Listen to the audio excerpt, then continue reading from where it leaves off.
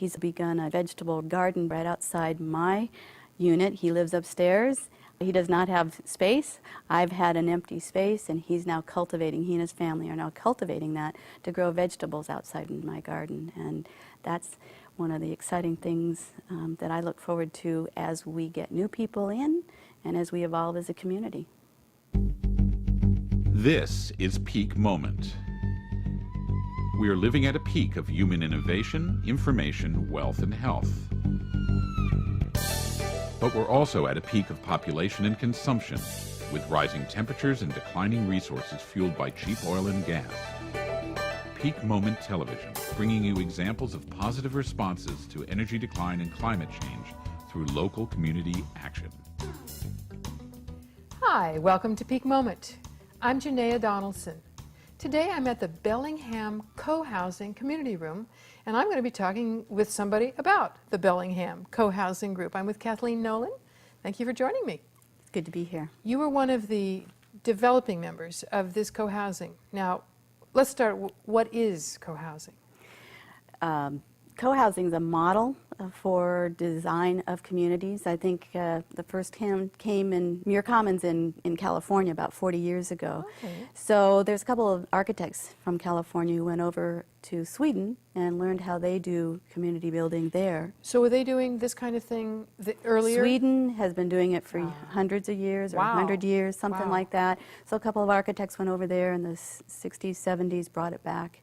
And they are the principals. That's McCammett and They're pretty much called the father co-founders of co-housing in America. And so what is it that makes something a co-housing unit rather than something else? Okay. So what is that? And I'm going to read from an article that was one of our members wrote, and they're quoting from McCammett when there's 6 characteristics. Okay. First one being participatory process. So the people who live here design and build it.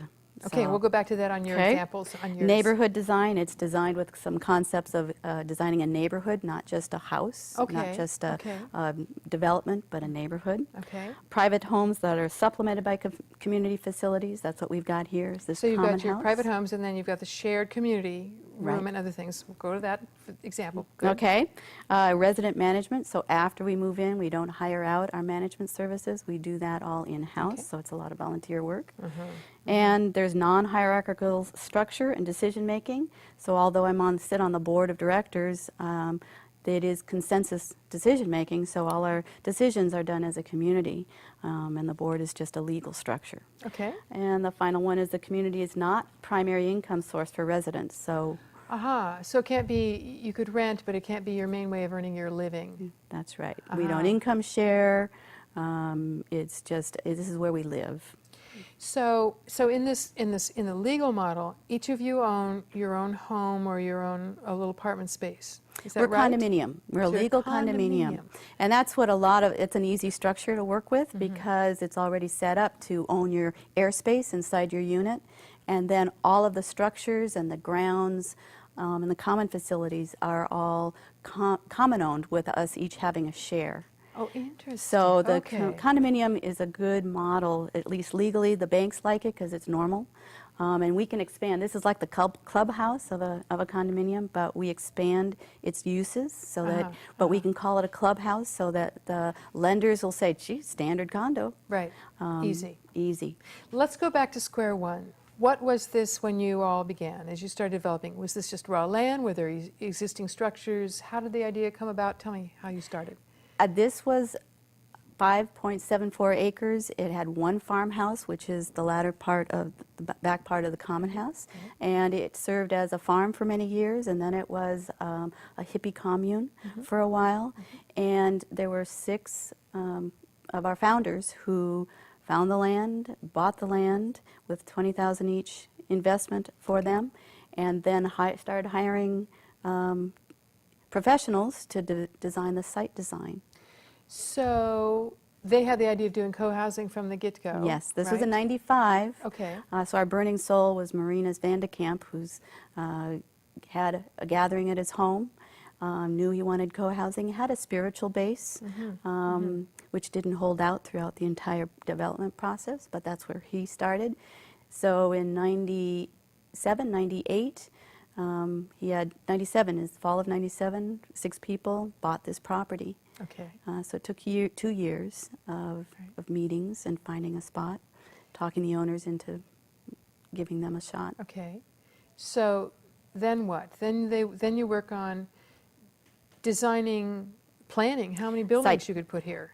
Site plan, we were, this land was already approved. Zoned or whatever. Well, we had to change zoning to allow co-housing as well as flats so that units could be built on top of each other. Okay. This was supposed to be residential, which means flats would be lower income. Okay. So this would, so we did have to propose to the city to change some zoning. But when we started, this had already been designed for 31 single-family homes with a bunch of little cul-de-sacs stretching out into the wetlands, practically up right next door to the 2 creeks that we have on site.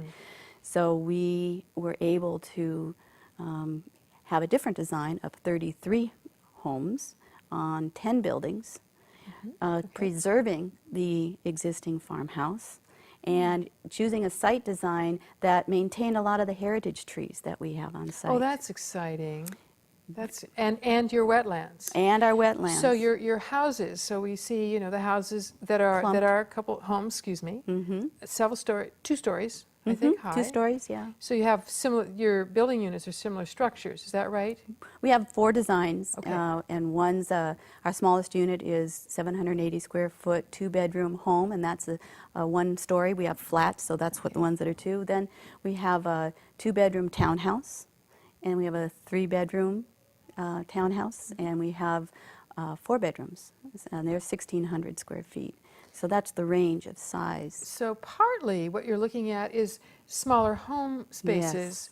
because you've got the larger facilities for the time somebody wants to have a party or Shared resources. project strong. areas and so on. Right. But we'll get to that. So in the homes and I saw you a little like garage, a few garage or storage units kind of things. We have garages and what we call garports and carports because they're various designs, and they're all on the periphery Right. of the property, kind of buffering. where your vehicles are, sort of in that region, and then back where the homes are, you've got walk paths. Yes. Right, or bike paths, so that the vehicles are staying closer to the road. Right.